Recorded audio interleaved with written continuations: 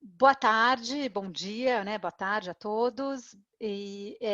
Mais uma vez, um prazer estar aqui com vocês para o 8º Conecta, não, 7º. 8º Conecta, da Vera Kiss, que é um projeto que a gente criou para estudantes, com o objetivo de alargar e ampliar o olhar dos estudantes de graduação, pós-graduação, mestrado, doutorado, para saírem um pouco do ambiente só acadêmico. Também para eles começarem a se internacionalizar e ver outras pessoas de outros ambientes, de outros países. E também esse projeto tem o objetivo de criar uma rede de conhecimentos lusófono. E hoje, acho que todo mundo aqui me conhece, mas para quem não me conhece ainda, eu sou presidente da Fundação Vera Kiss, né, que dirige esse projeto e que tem como objetivo melhorar o fluxo e a qualidade das informações veiculadas sobre alimentos e alimentação em diferentes níveis da sociedade, em diferentes contextos. Hoje, então, a gente tem o prazer de colocar em prática, né, a nossa parceria, que ainda está em trâmites, né, de formalização, mas a gente já começou a parceria com a UFAP, a Universidade Federal do Agreste do Pernambuco. E a gente tem aqui, então, o professor Alexandre Santana, que representando a UFAP, que é a nossa parceira, que vai trabalhar com a gente, indicando professores, mas também fazendo o pedido do que eles gostariam de oferecer para os alunos dele. Hoje, então, o Alexandre vai falar de agricultura 4.0, e eu gostaria de falar, então, que o Alexandre, ele é graduado em Engenharia da Computação, mestre em Administração, e ele fez um doutorado em Ciência da Computação, com doutorado sanduíche aqui na Alemanha, e hoje ele vai trazer toda essa expertise para ele da computação para o meio agrícola, para o nosso, né?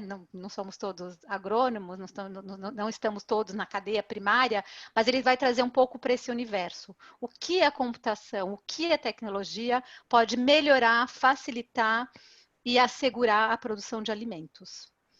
Certo, Alexandre, que tenho a agradecer a todos, então, mais uma vez aqui, a minha equipe, Vera aqui, né, a Mariana e o Adriano. E, Alexandre, a palavra é sua, se você quiser reiterar a sua apresentação, detalhar um pouco mais. Agora a sala é sua, a palavra é sua. Estamos com você. Ok, obrigado. Agradeço primeiramente a Vera Kiss Fundação pelo convite, pela oportunidade de falar para pessoas de diversos, pode-se dizer, né, diversos países aqui e trazer um pouco do que a gente está pensando ainda no estágio inicial, eu diria, lá na UFAP, né, mas com muita vontade, com muito desejo de entender melhor e de transformar, contribuir para essa nova realidade da agricultura digital. Tá? Então, nos próximos minutos, a gente vai compartilhar informação que eu espero que vocês achem interessante e que agregue valor para a formação de vocês também. Então, só um minutinho aqui para eu compartilhar a tela. Juliana, eu já me sinto bem apresentado por você, então eu não teria mais nada a adicionar, tá certo? Então, vamos lá. Todo mundo consegue ver minha tela? Alguém pode me dar um sinal sonoro? Que sim. Ok. Então, vamos lá. Vou só ressaltar aqui a nossa universidade. Eu e a professora Lucilene somos da Universidade Federal do Agreste, de Pernambuco, um campus que foi desmembrado, digamos assim, da Universidade Federal Rural de Pernambuco para se tornar, acho que, a universidade mais nova do Brasil, digamos assim. Né? Então, a gente está em processo, nesse momento, a gente está em processo de estatuinte, por exemplo. Então, a gente está criando aí uma nova instituição, né, no meio do Agreste de Pernambuco. Então, seguindo aqui nossa apresentação, falando um pouco da agenda, a gente vai falar um pouco sobre, mas bem rapidamente mesmo, sobre a agricultura no mundo, contexto geral e no Brasil.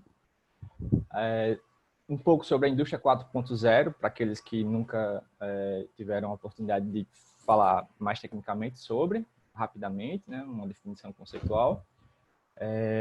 Um pouco sobre a agricultura, quer dizer, o tema central é a agricultura digital, A gente vai dar algumas definições aqui da literatura e também vai mostrar na sequência algumas aplicações que já estão em funcionamento, né, por aí, na Alemanha, na França, Portugal, Brasil também, e daqui a pouco no Agreste de Pernambuco também, se Deus quiser. E, por fim, a gente fala um pouco dos desafios, né, que se impõem para a agricultura digital no Brasil e no Nordeste, tá? Então, primeiramente, enfim, é importante ressaltar, é importante a gente lembrar em que contexto a agricultura se situa. No mundo, a gente tem um desafio de prover alimentos para 9,6 bilhões de pessoas em 2050, a estimativa da ONU. Hoje, a gente está com em torno de 7,8 bilhões de pessoas, salvo engano. Então, como se não bastasse o desafio de produzir mais e também distribuir essa produção, né, de forma satisfatória para toda a população do mundo, a gente tem outros desafios impostos nas últimas décadas, né, por mais que as pessoas, alguns líderes nacionais neguem, mas a ciência está aí para nos mostrar, a natureza está nos mostrando, né, ao passar do tempo, né, vários desafios relacionados às mudanças climáticas, né? A gente tem aumento das temperaturas, aquecimento global, a gente tem, com isso, mudança nos padrões de precipitação, de chuvas, né, em todas as regiões. A gente tem eventos climáticos extremos, também com mais frequência, então tudo isso impacta, né, como se já não bastasse o desafio de produzir mais, todos esses fatores, todos esses eventos acabam impactando nesse objetivo, né, de aumentar a produção, de prover alimentação para a população da nossa casa, planeta Terra. A gente tem ainda reduções na disponibilidade de água. Então, principalmente onde a gente está, no Nordeste brasileiro, a gente sofre bastante com essa limitação, digamos assim. Então, cada vez mais vai ser necessário que os agricultores, em especial dessas áreas, eles não podem mais se dar o luxo de desperdiçar esses recursos que tendem a ficar cada vez mais escassos, tá? Então, o agricultor não pode desperdiçar a água, se possível, otimizar a irrigação ou criar mecanismos sustentáveis, né, acessíveis para todos os agricultores, para todos os tipos de agricultores, está falando de pequeno, médio e grande porte, tá? E para que esse objetivo da ONU seja conseguido, né, a atividade agropecuária, a atividade de agricultura e a pecuária também, ela vai precisar introduzir inovações, né, para que os desperdícios sejam minimizados, né, a qualidade seja garantida e a distribuição dessa produção também chegue a todas as partes do globo. Então, é um desafio imenso que a gente tem pela frente, né? Felizmente, a gente aqui no Brasil vem contribuindo para essa missão, digamos assim, do nosso planeta de fornecer uma quantidade significativa de alimentos para o mundo. E o agro, no nosso país, é uma atividade muito importante, né? Hoje ela corresponde, dados de 2019, a 21,4% do PIB brasileiro. E apesar da pandemia que a gente vive, então, o PIB brasileiro do agronegócio, ele não foi, ele não retraiu, né? Ainda conseguiu expandir a produção, né? Expandir as vendas e passando meio que em paralelo à lei da pandemia, né? A gente tem dados aqui de recordes de safra, tá? Então, para que isso se mantenha e para que isso avance no sentido de se alinhar com os objetivos estratégicos da ONU, surge aqui nossa aliada, né, de longa data, né, a área tecnológica. Certo? Então, em paralelo a essas mudanças climáticas, em paralelo a essa demanda crescente por alimentação, por produção agrícola, a gente tem aqui uma série de transformações que estão acontecendo, né, do lado tecnológico, na fronteira tecnológica. Então, uma das principais transformações é a capacidade de processamento dos computadores, né? Não só dos computadores, como dos sensores, né? A miniaturização, né? O poder de processamento. Para você ter uma ideia, a gente tem, para quem tem um iPhone hoje na mão, tem uma máquina que tem milhares de vezes mais poder de processamento do que a nave que nos levou até a Lua, na década de 60, eu acho, 1969. Então, é um aumento absurdo, né, de processamento, de capacidade de processamento, que eventualmente chega nas nossas mãos, né, através do barateamento da tecnologia. Então, enfim, se eu comparar o custo de um iPhone hoje com o custo de produzir uma máquina em 1969 que nos levasse até a Lua, é irrisório. Então, isso nos permite desenvolver várias outras tecnologias, né? A gente permite, por exemplo, que um produtor rural acesse o WhatsApp, aí se ele tiver conectividade, a gente já vai falar sobre a conectividade. Enfim, conectar uma rede de agricultores, por exemplo, coisas que antes eram inimagináveis e hoje são relativamente acessíveis. A gente tem que avançar na acessibilidade dessas tecnologias, mas, enfim, essa transformação está aí. Hoje é possível colocar um chip em qualquer produto, por exemplo, digamos, pode ser um chip numa camisa, né, para monitorar a minha temperatura, pode ser um chip numa vaca para monitorar a temperatura e tratar do estresse térmico dela, por aí vai. Né? E outra transformação que a gente está vivendo é o custo desse hardware, o custo desses equipamentos, dessas tecnologias. Então, para vocês terem uma ideia, né, quando a gente estava em 6,2 bilhões de pessoas na população mundial, a gente tinha uma taxa aí de 0,08 equipamentos por pessoa. Tá? Hoje, acho que não sei se esse dado acho que é de 2019, esse relatório. Hoje, com 7, quer dizer, em 2019, com 7,6 bilhões de pessoas, a gente tem uma taxa, né, de 6,58 equipamentos conectados, dispositivos conectados por pessoa. Então, o número de dispositivos conectados saltou de 500 milhões para 50 bilhões.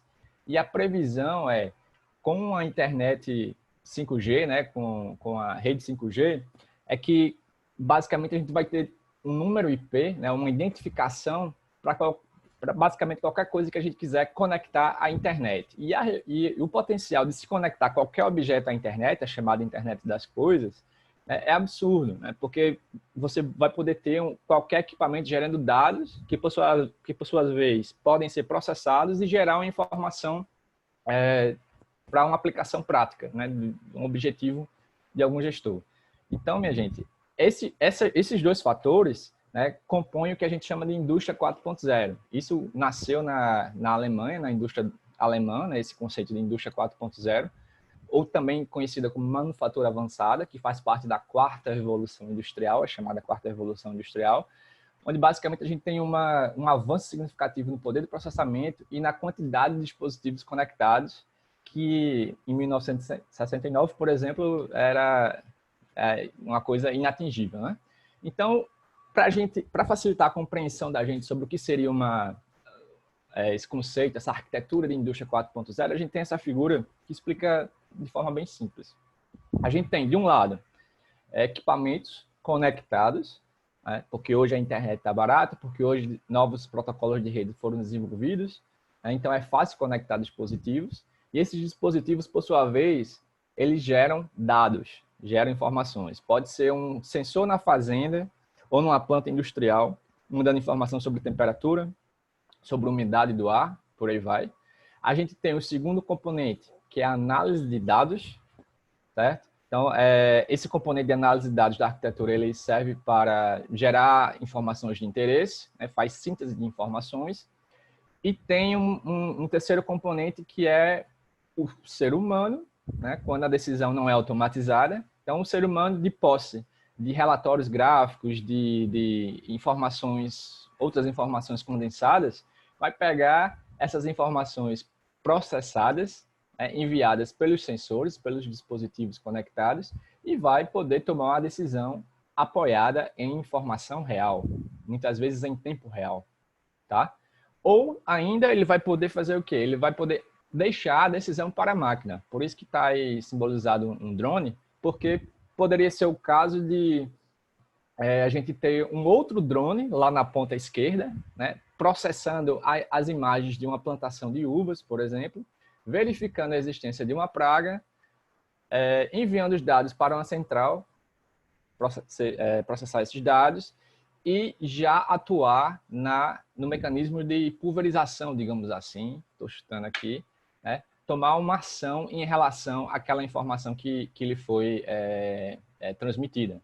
Então, essa arquitetura genérica. Então, a gente pega essa arquitetura genérica, ou seja, sensores enviando dados, uma central de processamento de dados, vamos dizer assim, ou de análise de dados, e um terceiro componente que pode ser um ser humano, né, com um sistema de gestão, ou pode ser ainda um hardware, né, um drone, pode ser um robô, né, na planta industrial e por aí vai, tomando alguma decisão em relação a essa análise de dados. São 3 componentes fáceis de entender, tá? Se a gente transporta isso da indústria 4.0, de onde esse conceito veio, para o campo, a gente tem a chamada agricultura digital, tá? Então, as possibilidades são inúmeras, porque a agricultura digital, como a gente vai ver daqui a pouco, o conceito abrange desde a cadeia de insumos, né, desde a pré-produção até a pós-produção, até a mesa do cliente, por exemplo, até o relacionamento com o cliente. Então,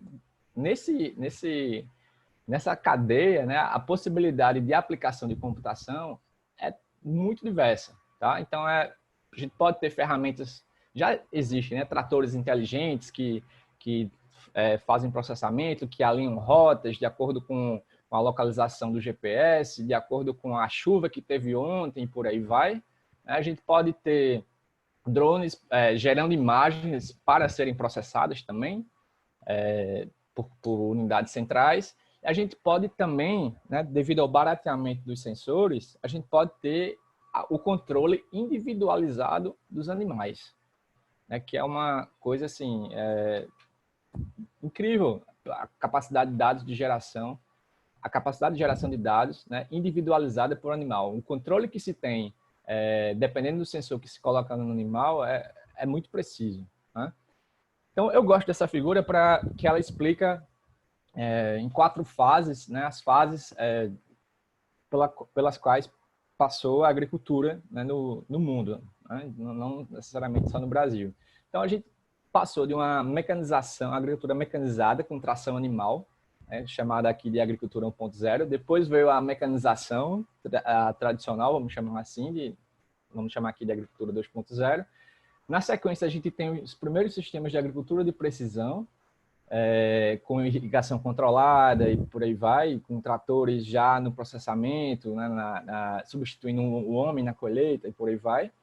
E, por fim, a gente chega no que se chama de agricultura 4.0, para representar a era das fazendas conectadas, tá? Então, esse conceito de agricultura 4.0 é representado pela chegada do poder de processamento alto no campo, né? Isso é uma revolução, né? Juntamente com a conectividade desses equipamentos conversando, gerando dados e uma outra unidade processando esses dados. Enfim, se alguém tiver alguma dúvida, eu posso olhar no chat também, eu posso esclarecer desde já também sobre isso. Porque esses conceitos eu espero que fique bem claro para vocês. Então, existe uma confusão entre agricultura de precisão e agricultura digital.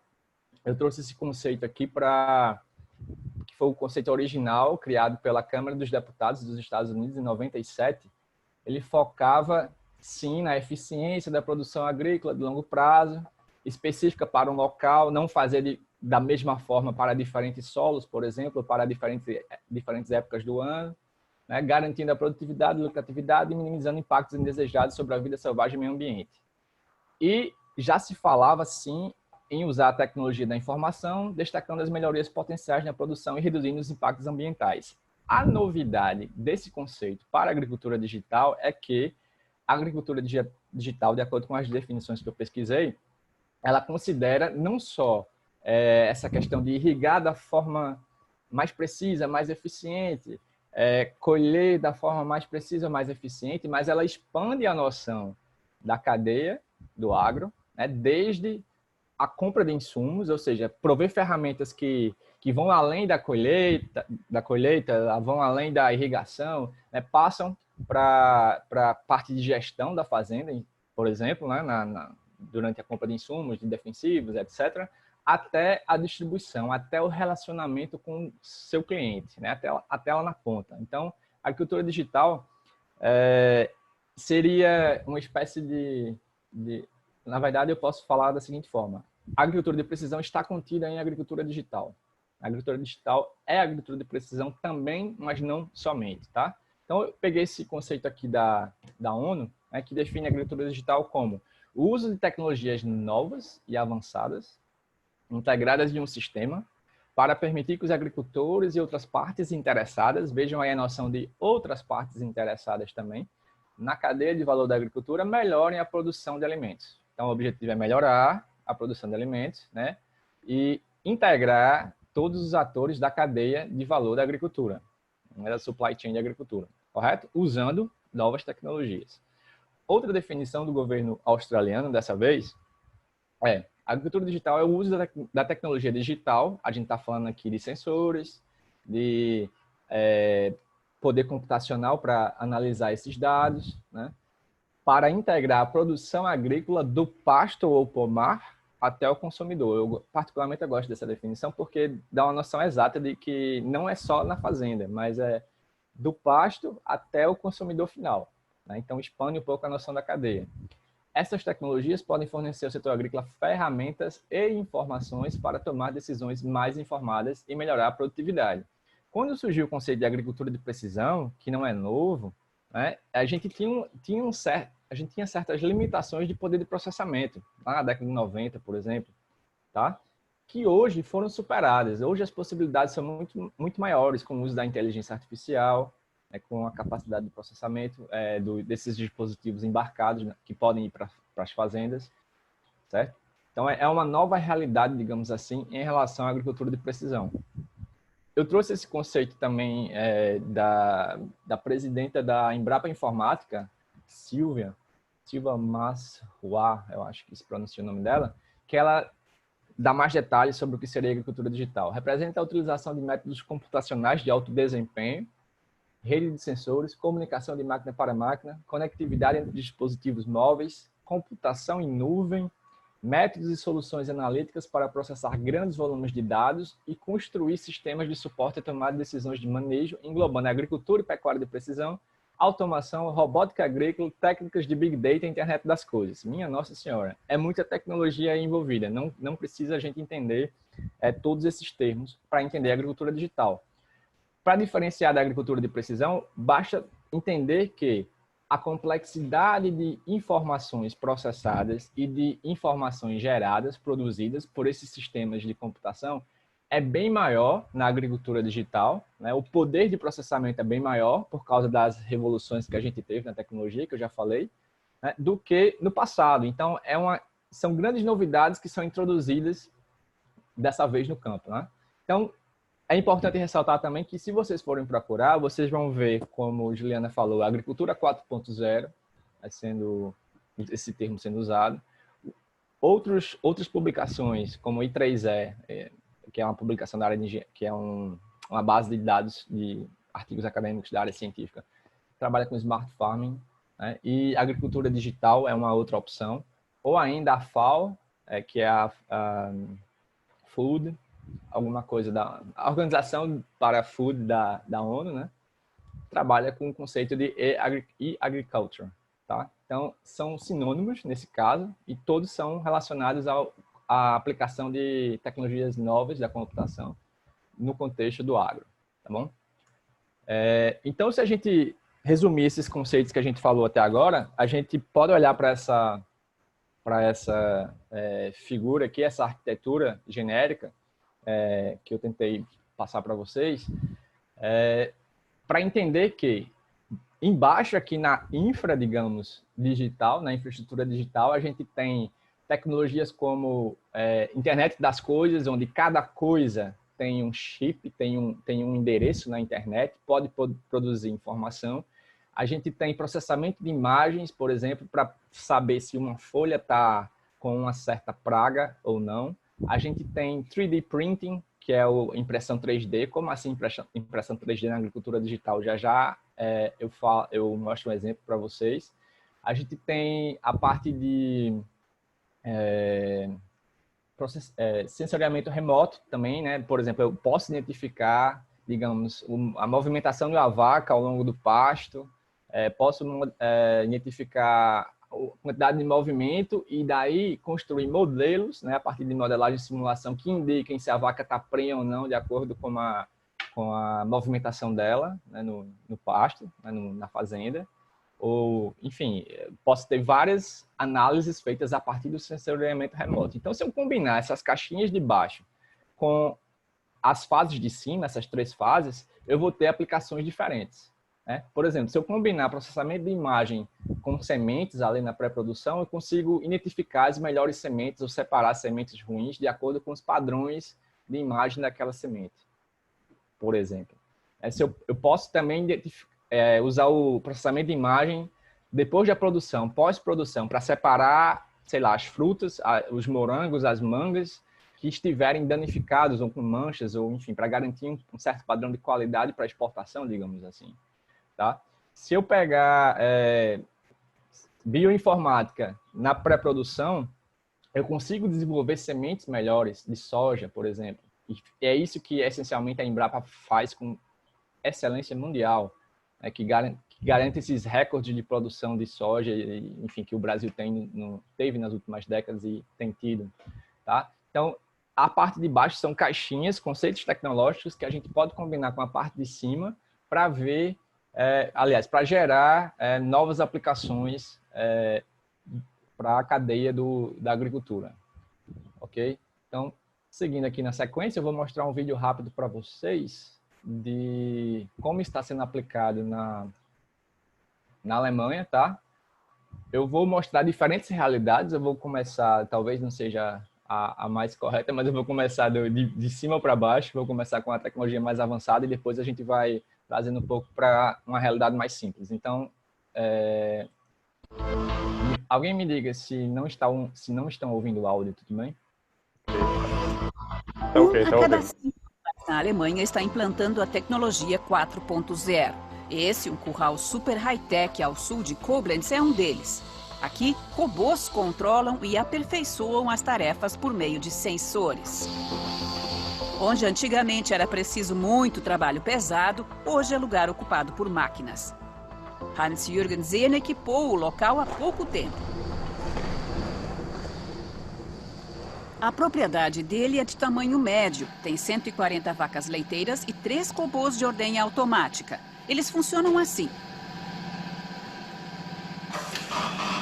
Primeiro, as escovas limpam e estimulam o úbere.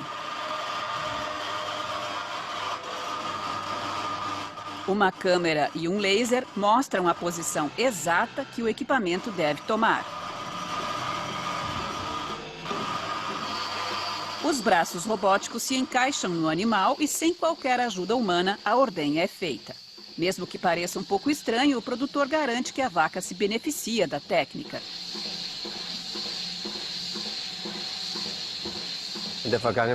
No passado, nós tirávamos o leite 2 vezes por dia. Agora, as vacas podem ser ordenhadas quantas vezes elas quiserem e na hora em que elas quiserem. Geralmente, elas vão lá 3 vezes por dia. A pressão do úbere é eliminada e os animais se sentem melhor. O equipamento de alta tecnologia já deu retorno, em média 10% a mais de leite. Cada vaca possui um chip para o reconhecimento individual.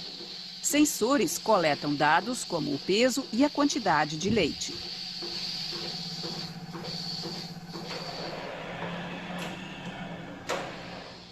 No computador, pai e filho controlam a quantidade de proteína e gordura no leite. Eles também conseguem ver a frequência com que o animal foi ordenhado. Assim, os produtores sabem exatamente se está tudo bem com os animais.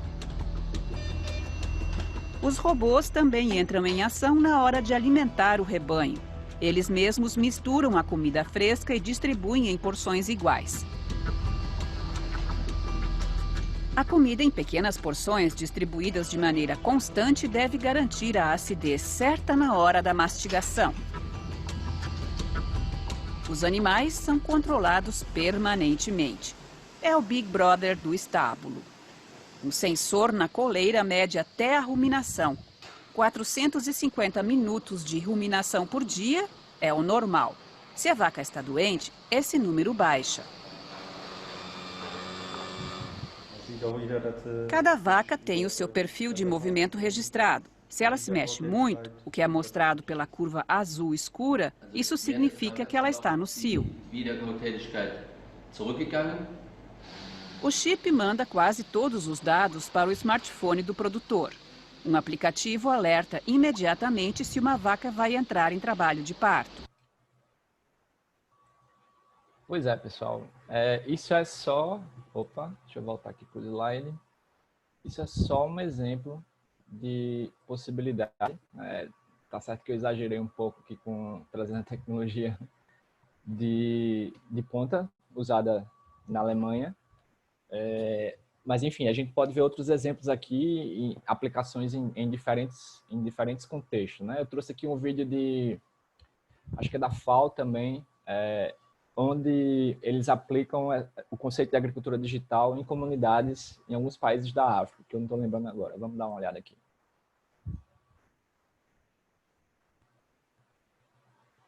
Across the world, technology is changing the way we live and work. In Africa, digital innovation has the power to transform the agriculture and employment sectors by improving food production, providing agribusiness opportunities, and creating exciting new employment opportunities for young people. In Rwanda and Senegal, the FAO has partnered with local farmers and innovators to develop and pilot 4 new mobile apps that are making a difference in the lives and livelihoods of farmers. The 4 apps have voice and text features and can be used on smart and feature phones. The first app, called Cure and Feed Your Livestock, provides farmers with real-time information and advice on animal disease control and Across the world, technology is changing the way we live and work. In Africa, digital innovation has the power to transform the agriculture and employment sectors by improving food. Bem, são 4 aplicativos. São 4 aplicativos que eles estão desenvolvendo, tá?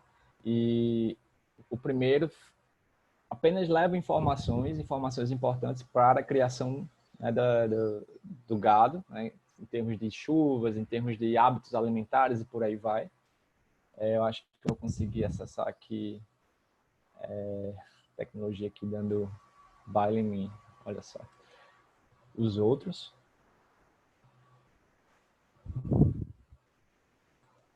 Across the world, technology calendar. Mba nicaye nkabona bampaye amakuru bati imvura muhinge kare imvura izaboneka igihe n'iki n'iki. The fourth app, called Agri Marketplace, connects producers, traders and consumers to facilitate trade. Besides providing farmers with local market price information and real-time feedback on the market prices, this app also offers an early warning national price analysis. Eles fizeram aqui um 4 em 1, né? São 4 funcionalidades. A próxima funcionalidade é para conectar as pessoas envolvidas no mercado, na comercialização dos alimentos, garantindo um preço estável ou justo, digamos assim, para aqueles que estão vendendo e comprando. Foi criada aí uma rede de produtores, de vendedores desses alimentos. E, bem, pessoal, eu vou passar adiante porque realmente me deu um baile ali a questão de passar o vídeo. Trazendo aqui para o contexto nacional, a gente tem vários exemplos. A gente tem um banco de dados de soluções da Embrapa e um deles é esse aqui, uma das soluções é essa, que consegue, a partir de drones, processar os cachos de uva de uma produção, né, de uma fazenda, ou ainda estimar a quantidade de uvas produzidas com base nessas imagens, tá? Eles fazem também, deixa eu ver aqui a parte de açaí que eu esqueci, faz estimação de safra, monitoramento de pragas e irrigação inteligente na parte do açaí aqui, que está aqui embaixo, tá? Então, tudo isso com processamento de imagens e sensores de umidade, né? Esses dados sendo processados, né, e sendo enviadas as informações para o pessoal da gestão tomar uma decisão baseada em dados. Outra solução da Embrapa analisa raízes, folhas, em busca de detectar doenças nas mais diversas espécies. Tá? Então, isso também, a partir de inteligência artificial, é possível fazer. Esse exemplo aqui é bem interessante também, foge um pouco do campo, mas ainda assim está relacionada à indústria de agrofood, né? Acho que tem algumas pessoas aqui da área de engenharia de alimentos, enfim, de cursos voltados para essa área. Então, eu gostaria de mostrar esse exemplo aqui para vocês da associação entre o 3D Printing e a indústria de alimentos.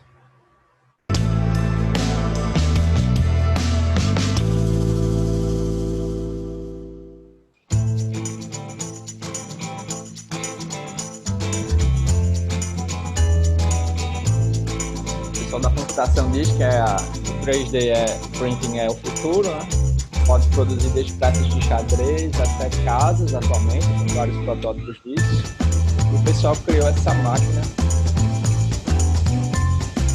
para a produção de alimentos. O material é orgânico.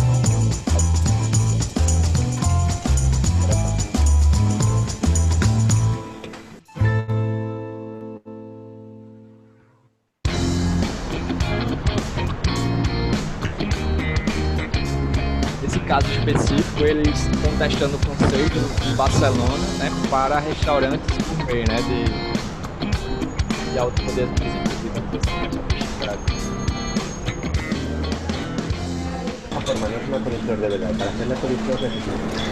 Esta máquina, ¿no?, que de impresora en 3D, ¿no? Y entonces la idea es hacer con productos de temporada. Hemos hecho la idea de un coral con erizo de mar y vamos a jugar con otros ingredientes como son el erizo, el caviar, la zanahoria y el huevo.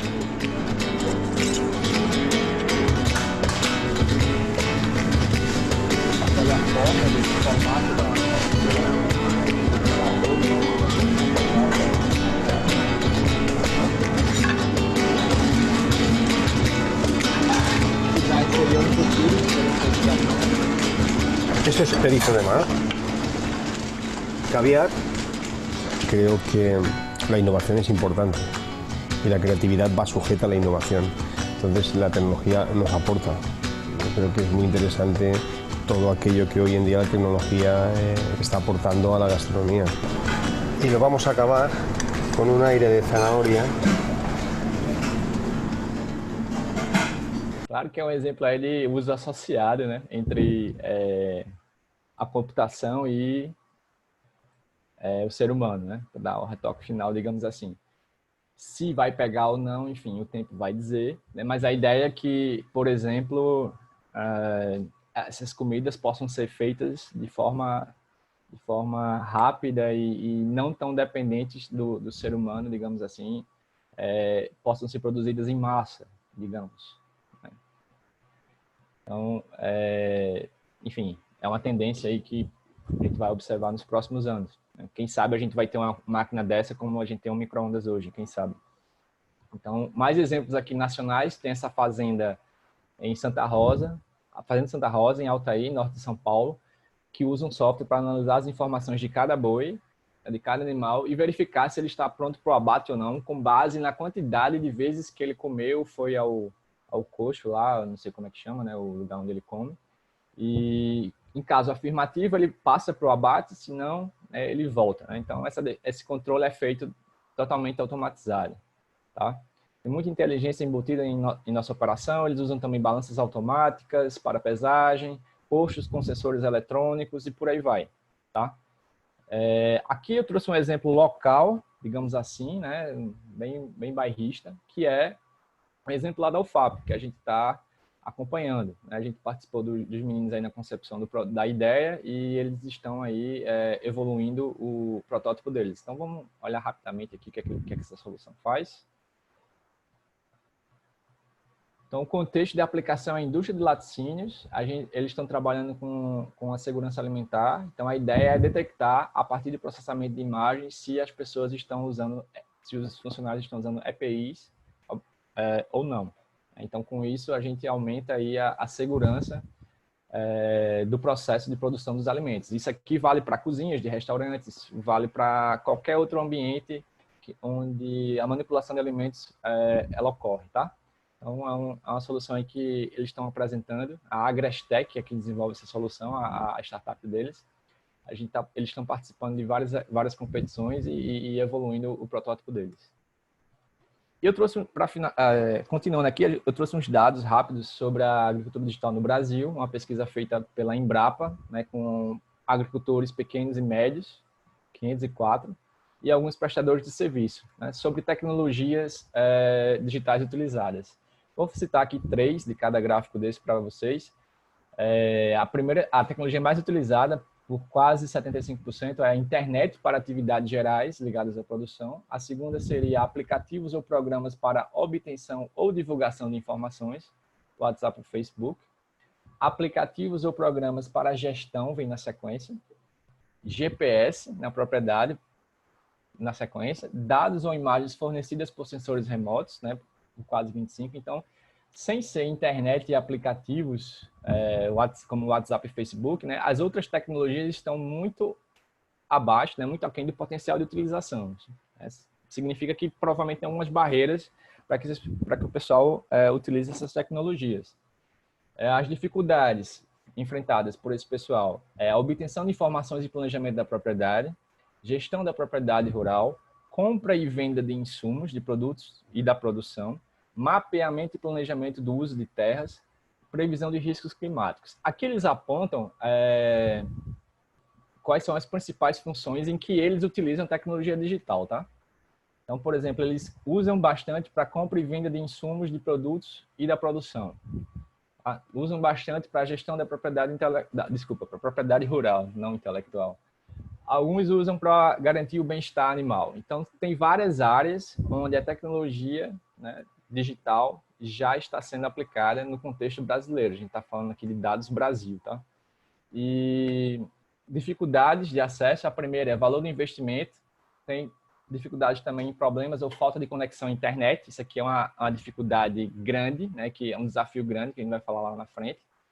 E do lado do fornecedor, eles perguntaram em quais aplicações ele gostaria de usar tecnologias, né, de desenvolver, para quais áreas ele gostaria de desenvolver tecnologias. Eles responderam: obtenção de informações e planejamento da propriedade, gestão da propriedade rural, mapeamento e planejamento de uso da terra, certo? Então, existe aqui, nesse mapeamento do Sebrae, vários alvos, digamos assim, para desenvolvedores de tecnologias observarem esses dados aqui e desenvolverem as soluções, orientarem as soluções oferecidas para essas áreas. Então, o mapeamento, para quem quiser ler depois, é bem interessante, tá? Um segundo mapeamento que eu trouxe foi o da consultoria McKinsey, já desse ano. Eles variaram aqui a amostra, 750 agricultores, considerando também grandes produtores, tá? Da região central do país, por exemplo. Então, alguns insights. Os agricultores brasileiros estão conectados, digitalmente conectados ao WhatsApp, similar ao que aconteceu no estudo do Sebrae. 85% usam o WhatsApp diariamente para fins relacionados à agricultura, mesmo no grupo com menor alfabetização. 71% dos agricultores pesquisados usam canais digitais para questões relacionadas à fazenda, além de busca de informações. Certo? Então, esse pessoal está usando o WhatsApp, Facebook e Google para buscar essas informações relacionadas à fazenda. A penetração digital é maior no Brasil do que nos Estados Unidos. O que quer dizer isso? 36% dos agricultores pesquisados fazem compras online, enquanto esse percentual nos Estados Unidos é de 24%. Então, tem gente já comprando, né, as novas gerações de fazendeiros aí já iteradas com o meio digital na fazenda. Preocupações. Assim como no estudo do Sebrae, infraestrutura digital, segurança digital e experiência do usuário são os principais gargalos para a maior penetração dessas tecnologias. Apenas 23% têm acesso completo à internet em toda a operação agrícola. Certo? Então, isso é muito preocupante, né? Por um lado, significa um potencial de expansão, mas por outro, significa que a gente vai ter que resolver esse problema de conectividade. Daí, o Brasil lançou o Plano Nacional de IoT, de Internet das Coisas, né? Uma das verticais que a gente chama, um dos eixos centrais do plano é a dimensão rural. E dentro da dimensão rural, procura-se atacar essas 4 subobjetivos aqui, sub-áreas. Uso eficiente de recursos naturais e insumos, conectando o que a gente falou lá no primeiro slide, né? A gente não pode se dar o luxo de desperdiçar insumos e recursos, né? Dadas as restrições ambientais que a gente tem. Uso eficiente de maquinários, segurança sanitária e inovação. Tá? Então, esse é um documento de 2017, se não me engano, onde o governo traça diretrizes para melhorar essa questão das tecnologias digitais nessas 4 verticais aqui escolhidas: rural, indústria, saúde e cidades inteligentes. Nesse sentido, uma das ações que eu trouxe aqui para mostrar para vocês é a criação de cursos de pós-graduação que juntem pessoas com background de matemática, computação, etc., com áreas de saúde e das agrárias. E, enfim, as 4 verticais selecionadas, tá? Então, prevê aqui a incorporação de disciplinas relacionadas a IoT e agricultura de precisão. E é nesse ponto que essa palestra é importante. Quem nunca tinha ouvido falar dessas tecnologias, vai olhar para aquela arquitetura genérica lá que eu apresentei e vai fazer um exercício depois dessa palestra de identificar como é que eu aplico isso na sua área. Se eu estou em alimentos, como é que essas tecnologias podem ser aplicadas na área de alimentos? Se eu estou na área de saúde, como é que eu vou desenvolver sensores, dispositivos e gerar informação útil para tomar decisão na área de saúde? Então, é com esse objetivo que se pretende introduzir disciplinas relacionadas à IoT nas mais diversas, pelo menos nas 4 verticais, né, escolhidas, tá? Eu fiz uma rápida, quer dizer, a gente fez, o pessoal na UFAP, a gente fez um mapeamento ano passado sobre pós-graduações com esse foco de computação aplicada ao agronegócio. A gente só tem 3, né? Termos de pós-graduação. Pode ser que a gente tenha graduação, por exemplo. Eu conheço o curso de Tecnologia e Desenvolvimento de Software da Escola Agrícola de Jundiaí, a professora Laura está aqui representando o curso. Eles têm um curso de computação que, por estar dentro da Escola Agrícola, acabam desenvolvendo soluções aplicadas ao agro. Mas eu desconheço, pode ser que do ano passado para cá tenha sido criada uma graduação específica para esse fim, tá? De computação aplicada ao agro. Mas, enfim, a gente está tentando, nos próximos 3, 4 anos, fazer uma especialização aqui no Nordeste, porque todos os cursos, como a gente vê, são no Sul ou Centro-Oeste, né, do Brasil.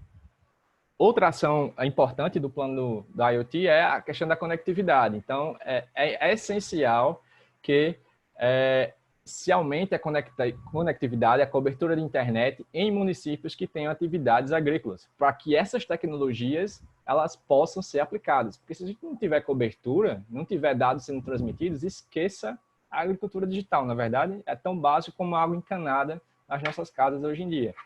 Então, se a gente quer avançar na agricultura digital, isso perpassa pela questão da conectividade.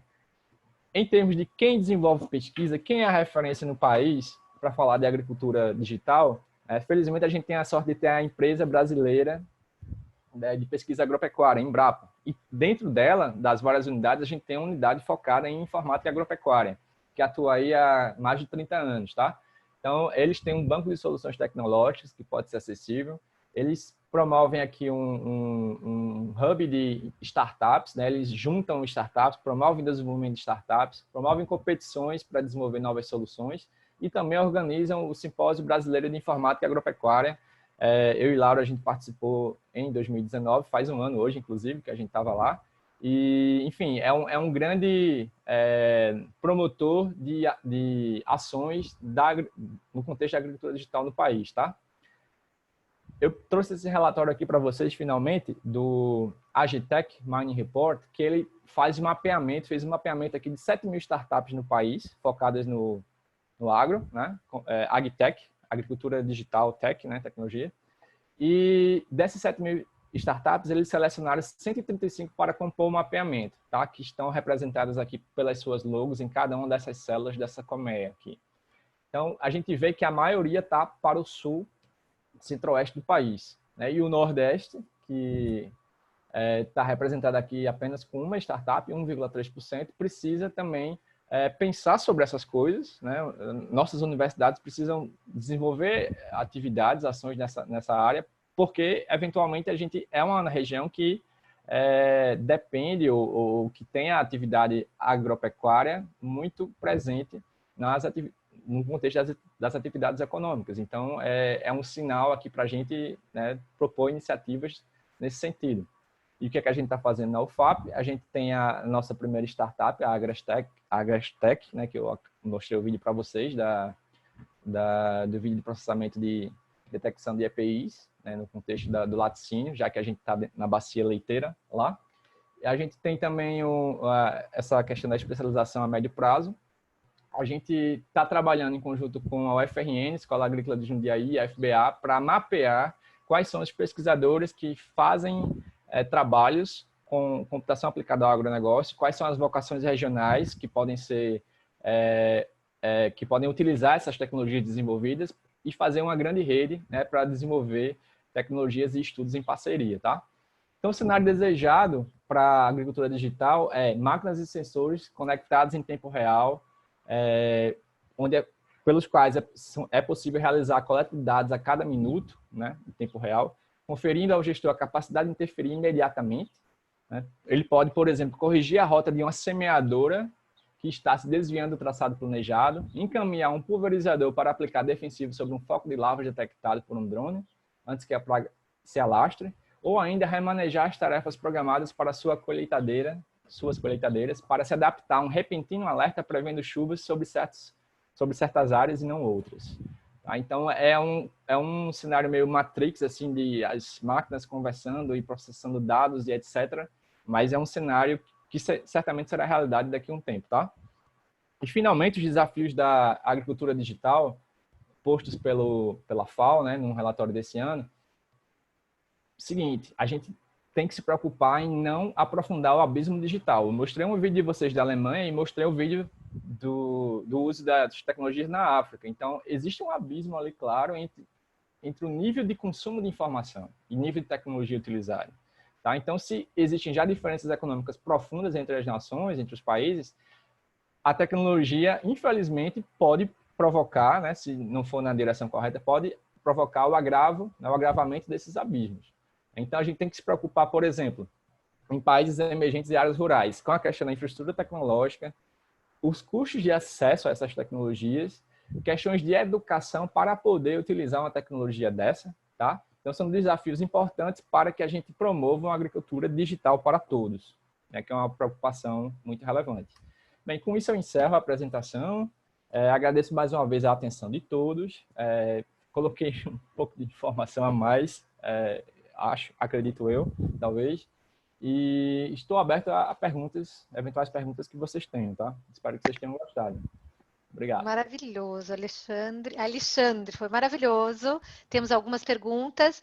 Eu que gostei muito foi o fato de ver alguém especialista em ciências da computação, né? Dessa parte tecnológica, falar para a gente explicar com tanta facilidade o que para a gente parece um bicho de 7 cabeças.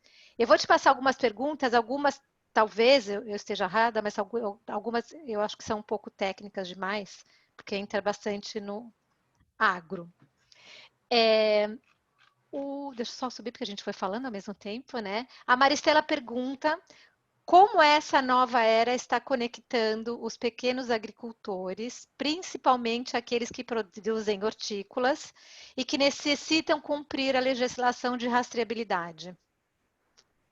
Boa pergunta. O acesso aos pequenos agricultores a essas tecnologias ainda esbarra em coisas de conectividade, por exemplo. A grande parte do território brasileiro não possui cobertura de internet, infelizmente. E também tem outra barreira significativa, que é a barreira da illiteracy, vamos dizer, de alfabetização digital, digamos assim, que é a capacidade de interagir com esses aplicativos, de usar essas tecnologias, quando a gente sabe que muitas pessoas são semi-analfabetas, por exemplo, e por aí vai. Então, tem esses desafios de educação digital, digamos assim, e tem os desafios da conectividade, né, e do acesso, né, preço a essas coisas. Mas eu quero dizer que sim, existem exemplos de rastreabilidade usando a tecnologia chamada blockchain, né, que permitem, eu tenho até um vídeo aqui, mas eu acho que eu posso deixar para vocês passarem depois para o pessoal, pelo avanço do tempo, que é a demonstração de um rastreio a partir de um QR Code, né, colocado em cada produto, né, e a partir desse QR Code, o consumidor final ele sabe de onde vem aquele pacote de alface, por exemplo, né, quando ele foi coletado, quais foram os defensivos agrícolas que foram utilizados, ou pode até gerar uma certa aproximação do produto com a história do produtor da agricultura familiar que produziu ele, né? Enfim, existe uma série de valores que podem ser agregados além do processo de compra e venda desse produto. Mas, como eu falei, tem alguns, não está popularizado porque a gente tem alguns desafios a serem superados ainda, né? Eu acho que você já respondeu essa, mas eu vou fazer assim mesmo. Como popularizar o uso desses equipamentos, principalmente para pequenos produtores em regiões mais remotas? Boa pergunta. Excelente pergunta. E é um grande desafio que a gente vai ter, principalmente no Nordeste, né? Então, como acessar esses produtores? Eu acredito que, pelo menos considerando a realidade da nossa região, que tem bastante agricultura familiar, etc., acredito que as associações de produtores sejam um canal, onde eles possam ratear, né, o custo dessas tecnologias. As associações podem servir como hubs de conexão entre quem produz a tecnologia, universidades ou entidades privadas, e a difusão, a inserção dessa tecnologia junto, né, ao produtor final. Até por uma questão de confiança mesmo, né? O produtor e a universidade tem uma certa distância aí, né, até no discurso, muitas vezes, infelizmente, mas a associação é um ponto de confiança desses produtores. Eu acredito que a gente pode começar um trabalho a partir daí. As prefeituras, o poder público, né, tem um papel fundamental também nesse processo. Ele pode garantir fomento, né, recursos para desenvolvimento dessas tecnologias. Nesse caso, seriam tecnologias sociais, né, voltadas para o uso social do pequeno produtor. Tá? Então, é um conjunto de atores aí que precisam atuar para que essa tecnologia chegue na ponta. Né? E eu realmente espero que Laura tenha o mesmo sentimento, a professora Daniela da UFAP também tem o mesmo sentimento, que isso um dia chegue para a realidade dessas pessoas. Tá? Maravilha. A outra pergunta é, nessa ordenha mecanizada, há em alguma etapa a realização do teste de mastite? Certo. Eu e Isso é muito Daniela, a gente... técnica, né? Primeiro eu conheço mastite, assim, só porque Daniela me acompanha só porque eu acompanho a Daniela nas competições de startups para o agronegócio. Né? Eu brincava que eu só conhecia o leite na caixinha, né? Mas as startups desse segmento, né, existem várias startups que se propõem a desenvolver soluções específicas para a detecção de mastite, né? Desde processamento visual até análise do leite, análise química do leite, enfim. Aí eu não sei te responder se, nesse exemplo alemão, essa tecnologia já está embutida. O que eu posso dizer é que a detecção da mastite tem sido muito atacada, no bom sentido, pelas startups do agronegócio. Então, é mais ou menos um problema quase que resolvido, digamos assim, né, pela computação, porque existem vários tipos de solução. Então, a ideia seria pegar aquela ordenha que a gente viu, altamente mecanizada, e acoplar, digamos assim, essas soluções. Né? Porque ali a gente viu que a gente tem uma solução para a ração, né? O robozinho distribuindo a ração de tempos em tempos. A gente tem outra solução que é o processamento onde está a teta do animal e o robô encaixando ali já é outra solução, e tudo atuando em conjunto. Acredito que a mastite pode se integrar a sistemas como aquele, se já não tiverem. Né? Alexandre, eu vou pedir licença para você e vou abusar da UFAP, porque eu vi que a professora Daniela fez se ela puder falar, então, dessa tecnologia alemã que você falou, então deve controlar a mastite. Eu não conheço a da Alemanha, mas na França, aquele robô de ordenha, ele faz a análise e ele já tem um tubo e o leite que não está adequado, ele coloca já num tanque fora da mistura, tá? Então, é muito provável que ela já tenha tudo isso, né? Tem que olhar a especificação desse robô de ordenha, mas eu acredito que sim. Tecnicamente, obrigada. É possível fazer isso, né? Obrigada. A outra, com essa grande mecanização e tecnologia, qual é o impacto no preço final do produto? Precificar o impacto, eu não tenho condições de responder essa pergunta, certo? Mas eu acredito que os ganhos de produtividade, né, criados a partir da otimização dos processos, da redução do trabalho humano, infelizmente, né, a participação do trabalho humano também na composição dos custos, ela vai culminar com a redução do preço do produto final. Esse é o objetivo de se introduzir uma tecnologia, né? Para garantir um preço mais competitivo ou aumentar a qualidade e ser mais competitivo no fim das contas, não é isso? Então, no segmento daquele vídeo, o alemão vai dizer que foi uma máquina daquela, um robô daquele foi em torno de 140 mil euros e a vaca vai ter que produzir uma quantidade X, que eu não estou lembrado agora, para que o investimento seja retirado. Mas a partir dali, né, enfim, o ganho é notório. Eu acredito que em países onde a mão de obra é muito cara, realmente seja vantajoso, né? Porque é um investimento só. A mão de obra é um investimento constante, né? Exato. A outra pergunta, seria possível considerar que com o avanço da agricultura digital, as profissões de agrônomo, zootecnista e médico veterinário estariam tornando-se obsoletas e entrando em voga o gestor rural? Nossa, pergunta complexa, né? Pergunta complexa. Eu acredito que nas próximas décadas, esses profissionais, eles não serão extintos, digamos assim como o médico tradicional. Ele não vai ser extinto, mas ele vai ter seu trabalho otimizado com o uso das tecnologias. O que quer dizer isso? O médico tradicional, ele vai ter acesso ao nosso histórico de batimentos cardíacos no último ano, ao nosso histórico de temperaturas do último ano, ao nosso histórico de medicamentos e por aí vai. E o aplicativo, ele vai dar a síntese do que significa esses resultados combinados, entendem? Mas a decisão final do tratamento, a decisão final baseada em dados, ainda vai ser feita pelo humano.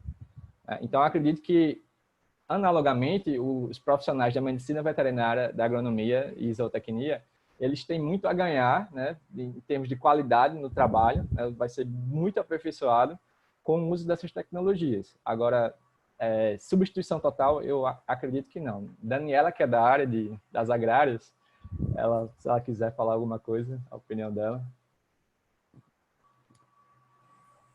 Essa é uma discussão que a gente tem muito grande, eu vou me meter aqui, gente, eu adoro falar. Nessa área, né, os alunos da veterinária, da agronomia, têm uma preocupação, né, todos os campos de trabalho, todos os profissionais estão com receio de serem substituídos, né? Mas a gente discute muito a questão das soft skills, que são essas habilidades de ser humano mesmo, que a máquina não vai tirar. Então, a gente tem que aprimorar essa questão do relacionamento, fazer uma presença muito grande, de valer a pena o produtor estar com um profissional. Um app pode ser muito útil, mas estar com alguém que vai ouvir você, que vai particularizar o problema, essa relação de afeto, talvez ela fique ainda mais necessária ao longo do tempo. Então, trabalhar essas questões sociológicas, que os cursos de agrárias às vezes deixam a desejar, né? São fundamentais para a gente melhorar a relação tanto com a tecnologia, do uso inteligente e eficiente da tecnologia, quanto da manutenção da nossa relação profissional. Mas isso é pano para manga, discussão filosófica aí, a gente poderia ficar um dia discutindo bastante.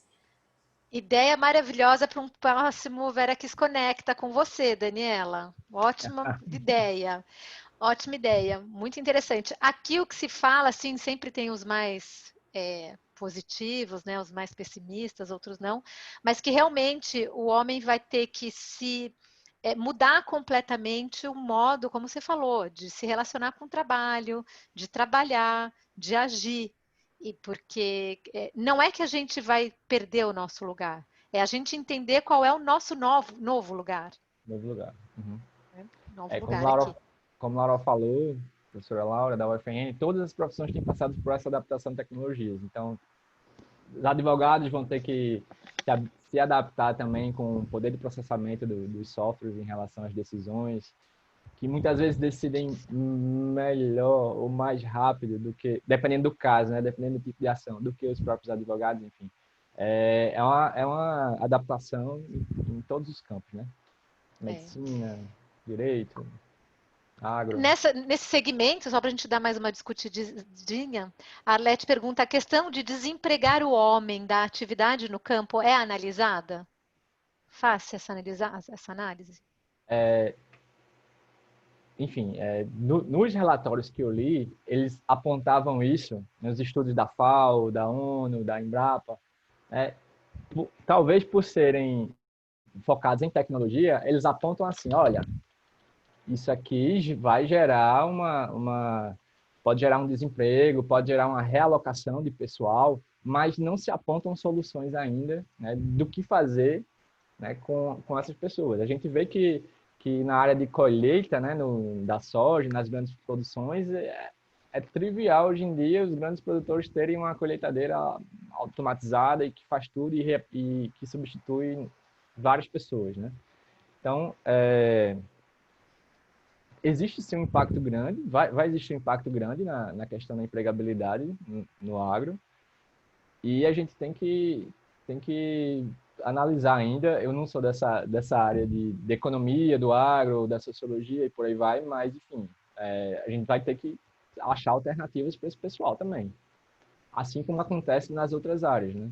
Até a nossa profissão de professor, a gente imagina, e aí, como é que vai ser daqui a 20 anos? Será que a gente vai estar atuando da mesma forma, ou se vai ter assistentes robôs e informação na ponta da tela, digamos assim, não da língua, mas da tela, né, para nos auxiliar? Qual vai ser o papel? Esse aspecto humano do contato, da empatia, etc. Né? Enfim, são questões complexas e que a gente vai assistindo o desenrolar nos próximos anos.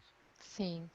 Aqui a Europa tem tentado investir porque uma questão de sustentabilidade, condições dignas desse agricultor, etc., se tem optado às vezes por maquinário na colheita, por exemplo, mas o que eles têm tentado compensar é aumentar essa literacia dos agricultores, desses da mão de obra mesmo, de colheita, tudo, para usar essas máquinas. Claro que não é a mesma quantidade, não é a mesma proporção, mas tem tentado também trabalhar um pouco nesse sentido.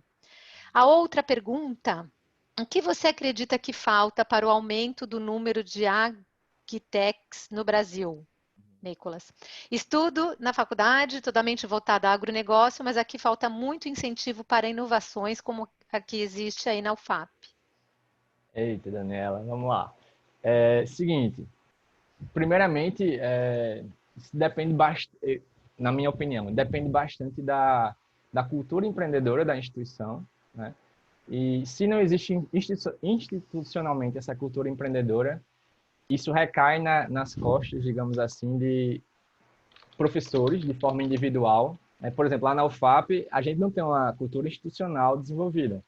A gente está batalhando, a gente está tentando criar um case que é a Agrestec lá, para que a gente gere uma vitrine, né, para os outros alunos, para os outros professores dizerem, se eles podem, se os professores aqui podem fazer, os alunos podem fazer, a gente pode também fazer alguma coisa nesse sentido.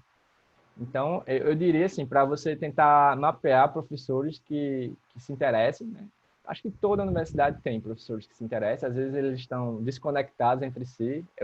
A gente se achou, Daniela, acho que faz um ano ou 2, né? E eu só estou há 10 na instituição, então falava sozinho antes disso, né? Hoje a gente tem além da Daniela, tem mais uns 2 ou 3 professores que estão chegando e querendo fazer algo nesse sentido. E você tem que aproveitar o momento, Nicolas, que existe uma pressão externa, digamos assim, do governo, da sociedade também, para que a universidade contribua mais para o seu entorno. Então, falar de startup hoje, falar de incubadora, falar de empreendedorismo não é tão difícil ou incomum, o tanto que era alguns anos atrás, quando eu era aluno de graduação, por exemplo, lá em 2008. Né? Então, a dica é procurar esses professores que tenham esse perfil, que se interessem por isso, né? Conversar com eles, começa ali com um evento ou com um grupo de estudo, né? A gente está tentando fazer de tudo, desde um cine empreendedor, né? A gente já fez uma versão lá para tentar ver quem tem interesse pela temática e mapear, enfim, né, quem são os interessados. A gente já fez eventos de empreendedorismo eu já fiz eventos de empreendedorismo fora da universidade também, junto com outras universidades da cidade, mais 3 que tem. Esse ano a UFAP realizou a Jornada Empreendedora, que é um evento interno, né, com a ajuda do Sebrae. Procura o Sebrae também, nesse sentido. Tem que conectar as partes, Nicolas, porque sozinho, para ti, fica difícil, sabe? Então, atrás de gente dentro da faculdade, atrás de apoio do Sebrae, né, movimenta os colegas, pergunta na lista de e-mail, sabe? Tem que fazer esse trabalho de base mesmo, assim. Se não fizer o trabalho de base, é difícil de acontecer alguma coisa. Certo? Mas boa sorte na jornada. As universidades, a sociedade precisa de alunos como você. Obrigado. Maravilha. Então, sugestão rapidinho. Sim. Um monte de hackathon online, Nicolas. Eventos de maratona. Eu acho que todo mundo que é das agrárias fica com medo desses nomes, né? Hackathons, W3, não sei o quê, mas eles são normais para a gente normal e são bem interessantes para a gente aprender. Eu aprendi essa coisa da inovação participando desses desafios. Então fica a dica aí. Sim, sim. A gente acabou de participar. Eu digo isso também porque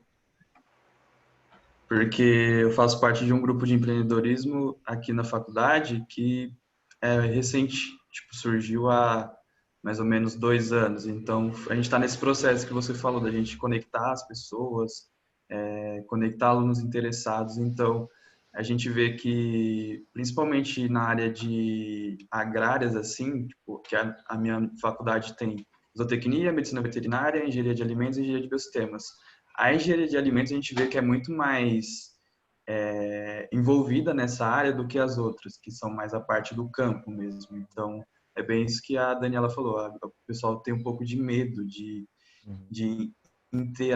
entrar nisso. Então, acho muito importante mesmo essas dicas que você me deu. Muito obrigado. Aqui a gente tem um exemplo, Yasmin Medeiros, é aluna nossa. Quer dizer, eu acho que é Yasmin, né, Daniela? E ela é aluna da veterinária, né? E a gente teve a felicidade de conectar a Yasmin com os alunos de computação. E hoje eles formam a Agrestec, desenvolvendo lá aquele protótipo que eu mostrei para vocês. Então, é uma demonstração de que juntar a agrária com computação, a agricultura digital, né, tem sentido, tem futuro. Maravilha, maravilha. Gente, maravilha. Nossa, Alexandre, adorei. Acho que todo mundo vai sair daqui, assim, contente também, né? De ter aprendido tanta coisa de uma maneira tão gostosa com você. Muito obrigada. Mais uma vez agradeço ao FAP. Professora Daniela, a senhora já foi requisitada para um próximo Conecta.